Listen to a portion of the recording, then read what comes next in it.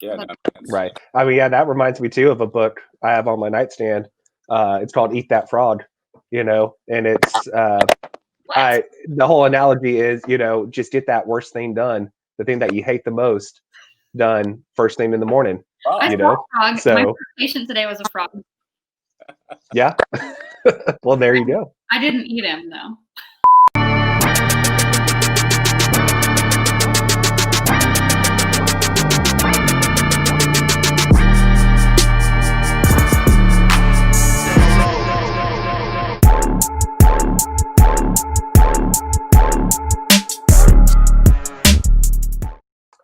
Hey, everybody, and welcome to part 2 of the YPR Book Club for 5+1 by Chaz Wilson. We're joined again by Logan Lance, the president of YPR, and Dr. Devin Smith. She is the incoming chair and incoming president for YPR for the 2021 year. If you haven't seen the first part of this, go back to our Facebook page under videos and watch that to catch up. But I'm assuming you have. So let's go ahead and get into part 2 of 5+1. So this is covering chapters 3 through 6. Logan, part of that was timing. So why don't you give us your insights on that?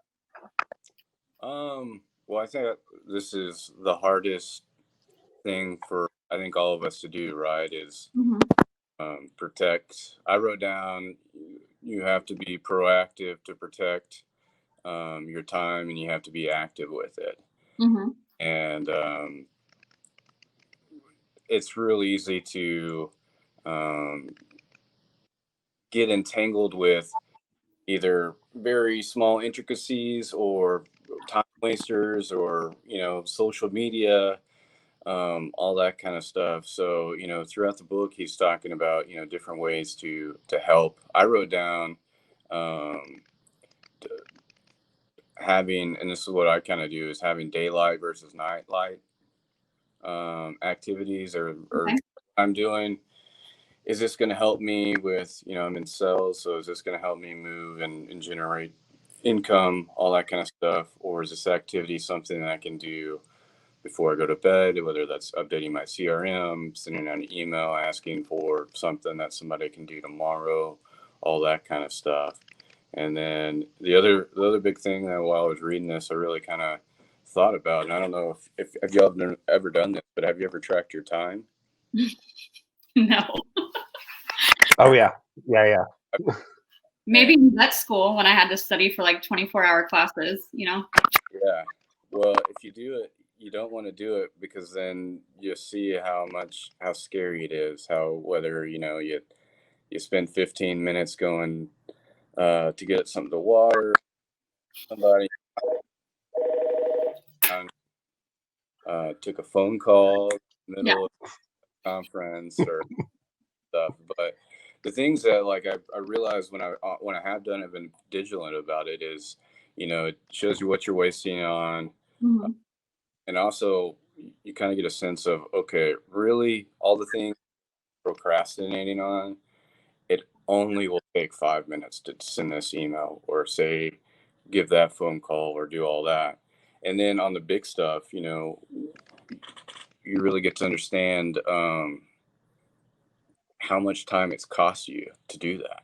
Yeah, and I think cost is a big part of it too. Kind of like we talked about in the first 3 chapters, was time is money. And that's something you already hit on it, but I wrote down is what I'm doing an income producing activity. Yeah. And a lot of the time. Or does this activity, whenever I'm sitting there trying to negotiate, amounts, fees, rates, all that, it's my time put in there because, or am I going to get that back? Or, it's a great catch-all to say, look, it doesn't seem like I've done much here, but I've put in 15 hours into this deal. It's just a time-consuming activity. What you were talking about with like timing too during the day, I think you hit on that, was if you have phone calls that you're dreading doing and with a lot of your energy, do them first thing in the morning. Like if you're more of a morning person. Or look at those emails for like an hour. And then I liked that. I just liked kind of figure out your top priorities, Yeah. Right. I mean, yeah, that reminds me too of a book I have on my nightstand. It's called Eat That Frog, you know, and it's the whole analogy is, you know, just get that worst thing done, the thing that you hate the most done first thing in the morning. I You saw know, a frog. so My first patient today was a frog. yeah. Well, there you go. I didn't eat him though. Well, I mean, as far as going back, what you're on is, you know, there's things that I've read too, or try to implement is, man, what are the 3 things I have to get done today to be proactive? Because that's the other thing, right? You can push time waster that, then you like wake up and it's 4:15, it's 5:50, and I didn't do anything for ready, and I put off until tomorrow, and those things are going to be constantly done. They pushed and pushed and pushed until you put yourself in a big pile of. I started using something like this. Yeah. So up here, top 3 things, you know. Top 3 things. I love it. You've got to map it out. I got this at the Container Store. Ooh. And I just keep a list every day and I look at them. I have to track my stuff, right? Oh yeah, fancy accountable journal. That I all 3 that I did before. So I think that's really cool that we all just picked up something that makes us do our stuff. Right. I mean, and so I used to just fly by the seat of my pants every day. And, you know, and I started realizing the people who I noticed that do very well, they're out there and they're mapping out their whole day from start to finish. And I'm not that structured, but, you know, if I don't put down those top 3 things each day, nothing gets done. No. So I have to have that. Yeah, I love that. The other thing I thought was interesting, sorry if I'm taking the point, Go ahead. is he said, like, interesting business tactics. Can y'all hear me, or is it too? We can hear you. Okay. Which I don't think about this because I'm not a banker. But for bankers, it talked about how you guys have longer hours on certain days. And then, like, restaurants on their slow days, that's when they do, like, specials, like on Tuesdays. And I was like, oh my gosh, that's genius. Because they're using their time to make more income. I thought that was so cool. Like, I don't think about that kind of stuff. Yeah, why do you think there's so many wind down Wednesdays out there? It's a slow day. It was like, I was just like, you know, it's one of those basic things. Like, wow, like now I get it. So it was kind of neat.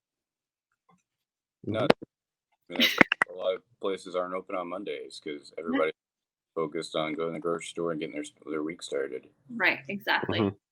One more point I really liked was developing these. So standard operating procedures, like just making things more smooth. So you're saving time. You don't have to explain the same thing over and over again because you already have an operating procedure. Especially in like my line of work, that helps a lot because we might have a dog coming in for a thyroid test and then I have a bladder tumor or something like that. And so things change. Hold on one second. Sorry. I'm going to mute for a second. I'll just pick up where she was going, right? Yeah. So, I mean, that I wrote that down too. And I put it under team building. It's Tommy. You're muted. We can hear you. I surprised my wife with lunch. Did y'all take your lunch today? It's not an income producing time, but it helps. Love you, bye. Okay. Get out of here. And then the other thing I like was be predictable with your clients. You know what I mean? Like when they call you, you should have like a standard, I'm going to call you back in 24 hours. Because if you're predictable, you're more reliable. You know what to expect from you. And so I liked that about timing too. So yeah, hey, and just a note with that, make sure your predictable is not too fast if you're not committed to doing that every single time. Yes. You know, there was at a previous job, we had one client who 99% of the time, if you emailed him within the hour, you got an email back. It doesn't matter what he was doing. It doesn't matter what time of day. I was doing work for him late at night. It was 2 a.m. I sent him an email, just giving an update, and he emailed me back by 3. No joke. So just a cautionary there. Don't make your predictable something that you can't deliver on. Yeah, that's a great point. Whew. Did you have any other points, Logan? No, I think we hit them pretty hard there. Good. it's awesome. Now we're go ahead. So now we're on to the team building aspect of it. Devin, I think this hits you pretty good because with your position, you taking over your office, building a team has been very important for you. Yes. Culture. But some of the big takeaways I got is this chapter. It's crazy because a year ago, if I would have read this, like over my head, right? Not applicable. But you just never know when things are going to change in your life or in your career. So I really got that. So main points, get someone to do the task you don't enjoy so that you can spend more time doing the things you love getting paid for. And an easy example of this is kind of silly, but I hate cleaning the house.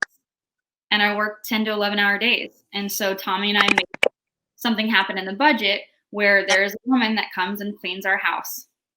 And it has taken so much strength off of me. And it's silly, but it helps me because I get to go be a doctor. I don't have to worry about being a housekeeper. No. Oh, yeah. So and that was something I really struggled with because I was like, I'm a woman. I'm supposed to like be good at house things. And my boss once told me, he's like, Devin, you're a doctor. Like, act like a doctor. And I was like, okay. So I really liked that. But that goes for other things in your business.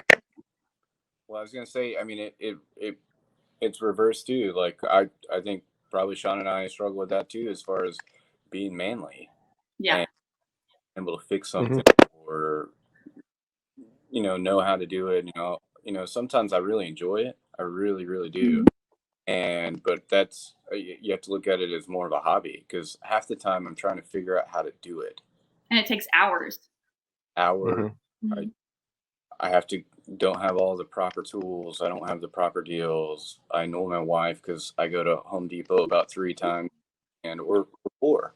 But it's, but that does distract. I could have spent, just an hour of that prepping my week. Right. Meal prepping, emailing. Yeah. No, I went through that earlier in the summer. My friend, I'll just give him a shout out, Robert. He was replacing his floors. And he was like, hey, you can help me do this. I'm looking it up. You look it up too. We'll figure it out, right? Well, I'm telling you, it was a day and a half of trying to figure it out and nothing working right. And he called me. I was going to head back over there the next day, and he texted me. He was just like, you know what? I'm just hiring somebody. And then sure enough, next day, someone was there. It was done in 6 hours. Yeah. They had it done. It was all done and done right. So, that's too, knowing your strengths and knowing what you can and can't do. And I can't tell you how many projects I've started that way and then just said, I can't do this now. Let's go pay somebody for it. Exactly. And in the workplace too, like I'm a horrible technician. I'm a much better doctor. So like running the blood machines, that's not my forte. And that's why I have technicians. And so it's so nice to learn how to like delegate different tasks. And that's a big thing about the team building was this is the part I love, was filing a missing persons report. So if you're looking to give a vacancy, which we've had a lot recently, you basically file a missing persons report. We're missing this person and they're going to do these specific things. And then you take that missing persons report and that's how you find your missing person, which I thought was so cool. Yeah. And it's cute. And then I got a lot of building the culture part, and that's still a work in progress with me. And with our team, we have got now an awesome manager. So I'm so excited about where we're going to go in the future. And so I'll talk to you guys on how that's going. But the other thing I like too is he had a whole section on when you have an employee who's not performing, what do you do? Like you can't just be this boss. There's a difference between a boss and like a coach. And it was talking about how you can coach them to be better and figure out why they're messing up. Is it because they're not trained? Because they don't know what, basically not attacking them, figuring out why, and then helping them through that. And if they still can't do that, then, to cut the cord. But it was a whole little section on how to help your employees that aren't performing well. And same goes for you and I. If we're not performing well, maybe sit back and why? Is it because they're not happy? Is it because we don't know what we're doing. We don't take enough time for personal like growth or CE and things like that. So I got a ton out of it. So I really enjoyed it. I mean, going back on that point though, that I wrote down, the right people in the right seats make the difference. So maybe someone's not good in sales, but they're awesome in operations, or really bad as a trainer, but they can, crunch numbers like no one has ever seen before. So I think that I wrote that and I put in parentheses, it helps protect time. Yeah. And either set expectations, they know that they're good with it, and you don't have to oversee, or like you said, don't even have to do that project or that daily task that you might not enjoy or not good at. Yeah. So I thought that was a really helpful, especially for anyone who's in who's in like the management or position. Super, super chapter. Okay, final one. Hey, well, I have one more. Can I? Oh yeah. Is it all right? That's Yeah. fine. You touched on this earlier, but I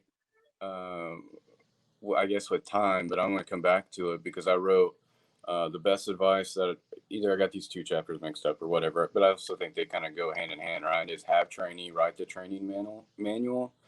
And I wrote, that's great because they have to hear it, they have to see you do it, and then they have to read it because they're writing it, right?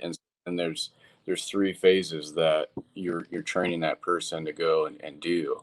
And so it takes, if you really think about it, I am a visual person. I can listen, but once I see something, it helps me. And then to try and have to explain that, then I remember it, right?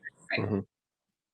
I thought that was a very valid point. Mm-hmm. And so will help your business so you don't have to do it, and two, it's just a good strategy if you have a job that is, whether it's complicated or not, there might be certain tasks that are just repetitive and it needs that, and it needs a certain way of doing that. So not only you can say I showed you that, but you literally wrote it down, like, so that's always you can hold people to that standard. Yeah, it's a huge accountability factor for that person too. So later on, if they're like, "Hey, I don't know how to do that," or "I didn't know I was supposed to do that," yes, you did. You wrote it down. We actually have it written right here. Yeah, your handwriting right here. So. Oh man. Yeah, no, I like that too. Okay. Anything else on team building? I mean, I just think it's important, just to reiterate what y'all said, find the right people for the right job, and don't be afraid too that sometimes you are that right person for that right job. Yeah. That hearing this, it reminded me, Logan, I was telling you about that Matthew McConaughey book that just came out. He has a quote in there, that sometimes you'll look around the table and it's empty, but those seats are already filled by you. Oh. So sometimes that table is empty for a reason because it's supposed to be you. So yeah, delegate what you can and get the right person, but don't be afraid for you to be that right person too. Man up and fill shoes. Mm-hmm. Don't just have a whole staff of 20 because you can, So I heard the other day somebody, I think it was a female author, and she said, "Don't let your fear be bigger than your brave." What was that again? Don't let your fear be bigger than your brave. Did you hear that? Mm-hmm. Yeah. Then you're brave. I'm sorry. Yeah. So yeah, don't let your fear be bigger than your brave. Yeah. Because it can be scary on a new role. Yes, very scary. Mm-hmm. Especially like with imposter syndrome and things like that. But I agree, Shaun. Look around the table. You. Yeah. All right. So our next point here, the master skill. Logan, why don't you give us a little bit about that? So in the master skill, Chad sets up what's called the bond method. And I don't have my book in front of me to tell you what. I got it. Got it. Going to tell us what it is. B is building on common interests.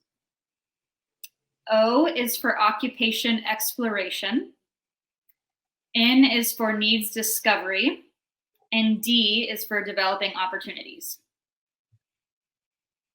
And all four of those he goes through and talks about how to correlate that. But really the framework around all of that is based upon asking great questions and being engaged with someone and have active listening and hearing something and either, you know, repeating it or hey, what is that, you know, we call it drill down when we're talking about sales calls and pre-calls on that is, you know, drilling down the questions, because I wrote down this is questions help facilitate conversation releases information, and information is key. And that once you know more about a person, then, you know, is this the right prospect for me? Am I the right product for them? Whether that's a product or be like me, or, you know, is this person, you know, are they going to be a great COI for me? Do we really have anything that helps us connect, bond? And I think asking those questions help understand what that is, and whether the faster you can determine that kind of stuff, the easier and less time you have to spend. Right. I remember, so what was he at the 2 years ago at the YPR conference? Shaun? Mm-hmm.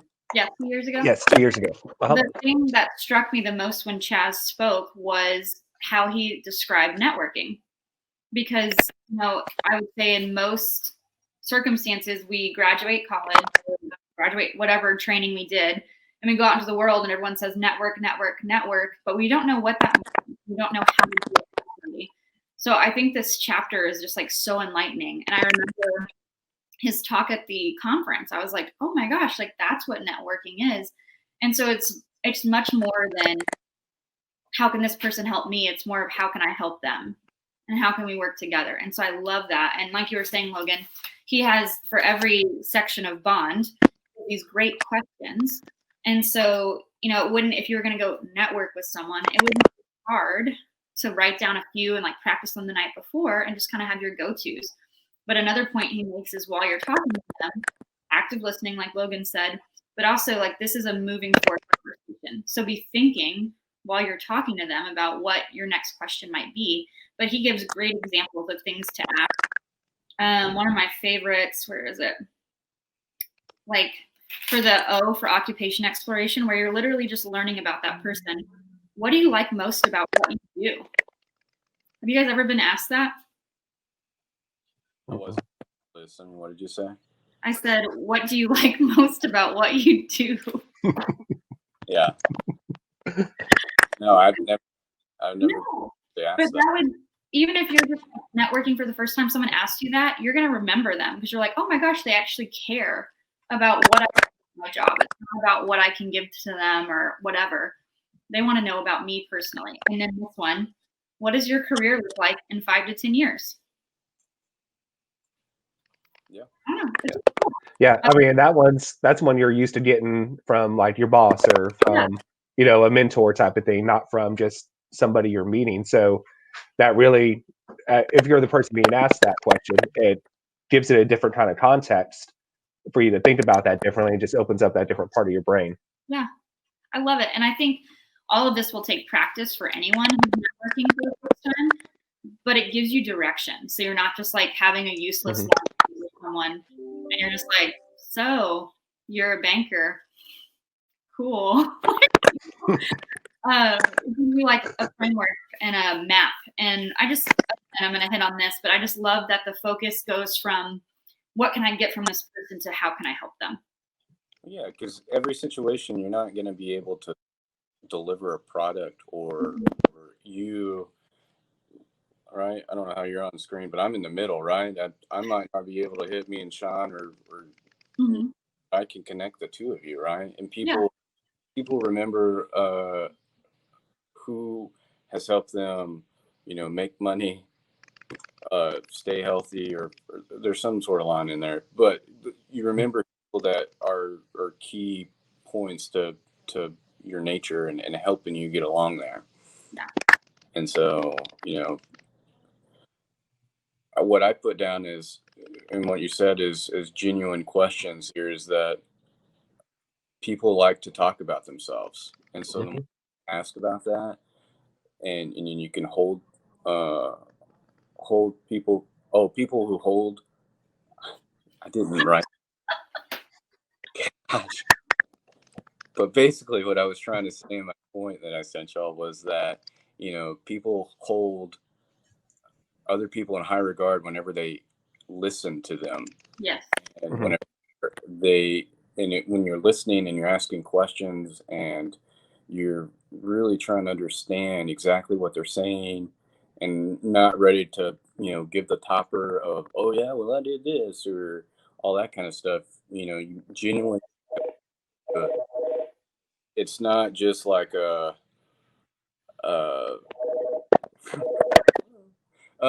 it's not like a real man, I lost my track of thought here. So You're talking about like genuine conversation. Well, no. Yeah. Right. Oh, well, people yeah, and so subconsciously remember, and so I can think, man, good conversation with Shaun. You probably don't realize until the next day that I didn't ask Shaun anything, but Shaun just engaged with me, and that's good. And that's a good old boy right there, or all that kind of aspect. That's a subconscious feeling that people oftentimes can't describe why they like that person, but it's because they made them feel good because they interacted with them in a way that was personable and genuine and listened and sincere. Yeah. Right.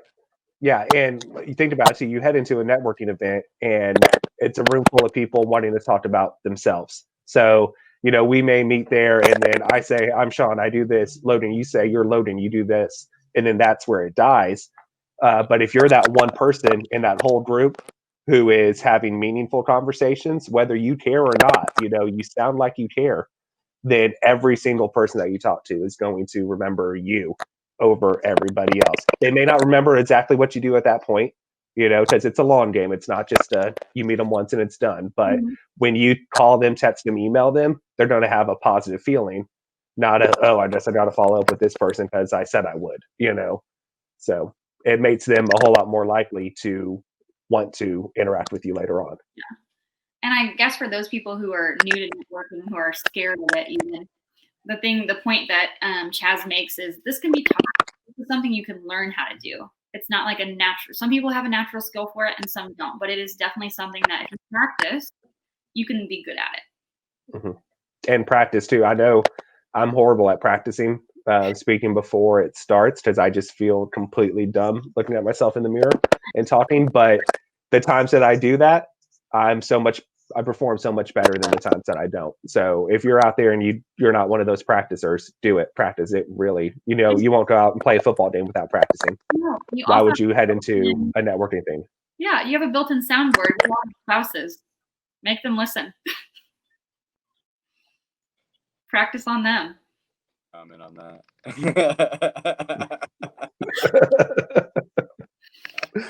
Are you saying that they don't have a choice? Yeah, they don't. I mean, they have to listen to you. You don't have to like you most of the time. No, I think that's good. I think another one, like what you said, is practice. It's, you're going to go on some pretty shaky first dates on networking, is what I'm meaning.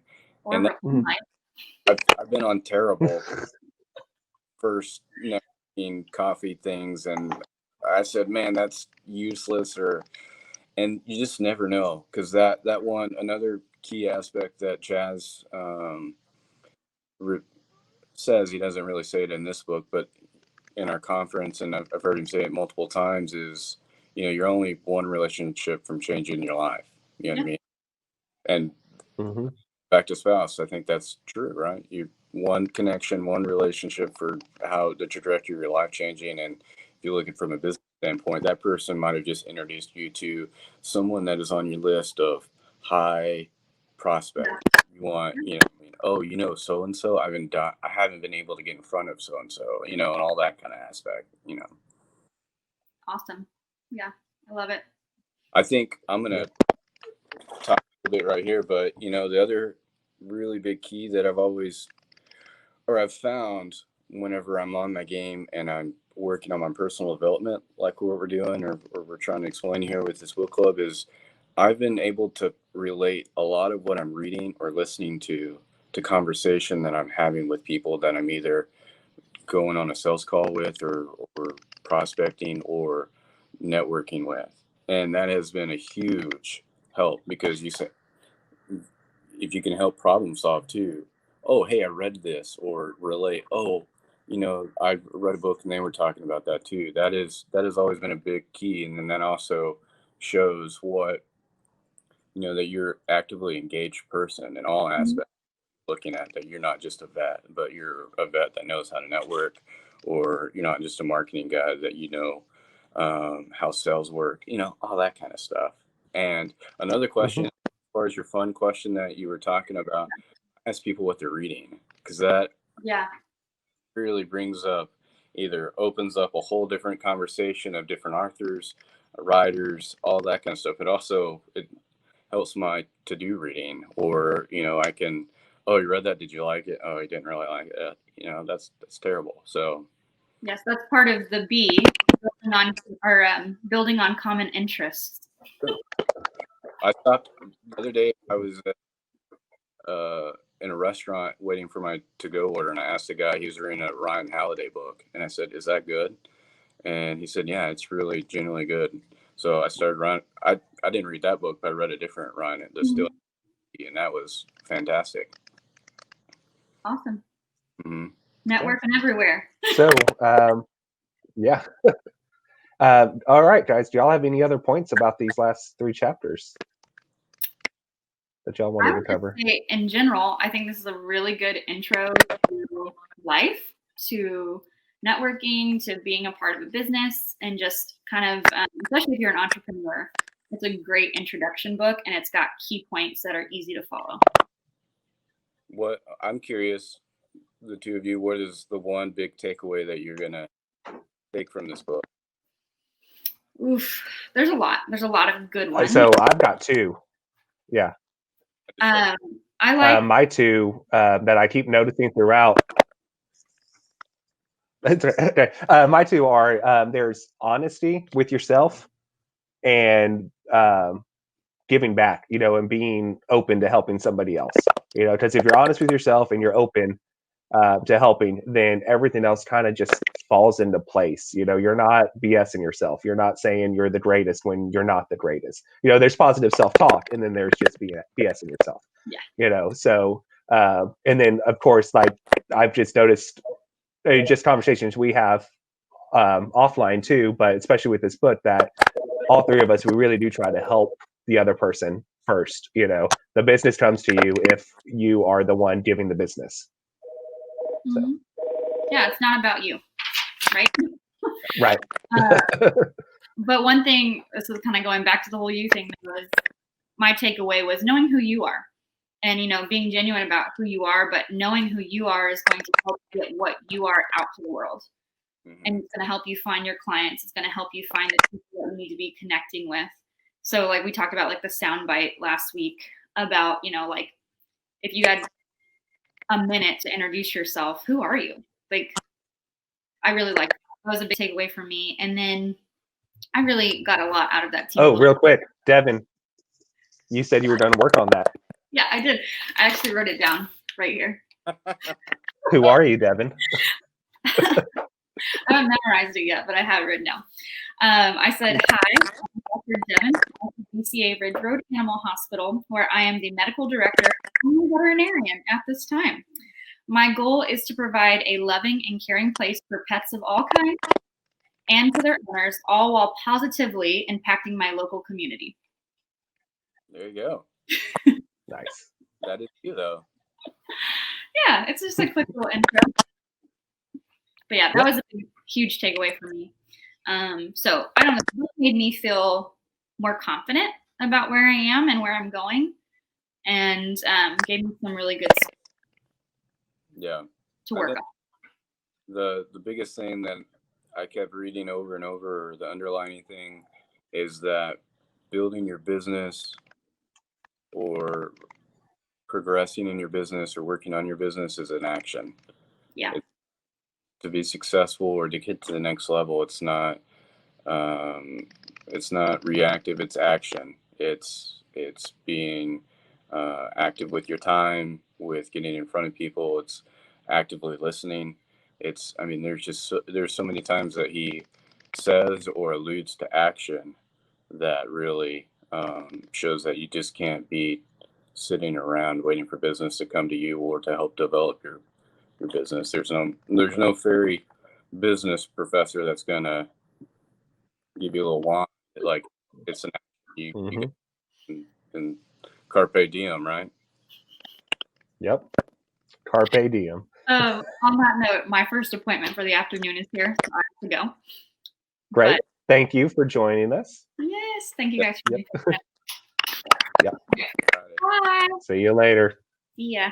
Thank you, everyone, for joining us for the second part of our YPR Book Club with 5+1 by Chaz Wilson. We will be coming at you with another book club series with this book, The Energy Bus. Raise it up a little bit. But then you can't see me. Can you raise it up? Who's it by? John Gordon. Hold on. Here. It's John. Okay, let's do that one more time. 10 rules to fuel your life, work, team, and positive energy. Gotcha. Awesome. So if y'all want to read along with us, we will be covering that book in the coming weeks. And until then, we'll see y'all later. See ya.